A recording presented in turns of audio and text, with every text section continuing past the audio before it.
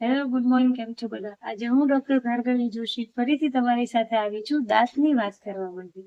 તો આજે આપણે વાત કરવાની છે બાળકોના દાંતમાં વધતા જતા સડાના પ્રમાણ વિશે. તો બાળકોના દાંતમાં વધતા જતા સડાના પ્રમાણનું સૌથી મોટું એક કોઈ કારણ હોય તો તે છે રોજિંદા જીવનમાં વધતો જતો પ્રોસેસ્ડ ફૂડનો ઉપયોગ.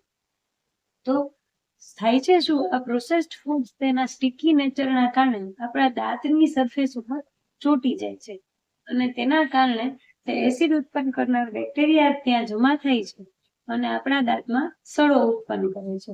તો રોજિંદા જીવનમાં આપણે એવી શું પ્રેક્ટિસીસ ઇન્ક્લુડ કરી શકીએ જેના કારણે આ સડાનું પ્રમાણ અટકાવી શકાય? તો સૌથી ફર્સ્ટ અને ફોરમોસ્ટ વસ્તુ છે 2 વખત બ્રશ કરવું. રાત્રે સૂતા પહેલા બ્રશ કરવું ખૂબ જ અનિવાર્ય છે, જેથી કરીને કોઈ પણ ખોરાક ઓવરનાઇટ દાંત સાથે સ્ટીક થઈને ન રહી શકે. બીજી વસ્તુ છે જમવામાં સેલેડનો ઉપયોગ કરવો.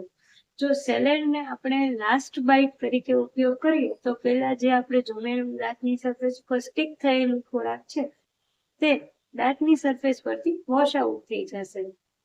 થર્ડ વસ્તુ છે શુગરી ફૂડનો ઉપયોગ અવોઇડ કરવો. બને ત્યાં સુધી શુગરી અને સ્ટીકી નેચર વાળું જે છે તે ન લેવું અને જો ખાધેલું હોય તો તેની તરત પછી કાકડી, મૂળો, ગાજર, સલાડ વગેરે જેવી વસ્તુઓ ખાવાથી જે સ્ટીકી નેચરની ચોકલેટ, ચીકી જેવી વસ્તુઓ છે તે દાંતમાંથી વોશ આઉટ થઈ જશે.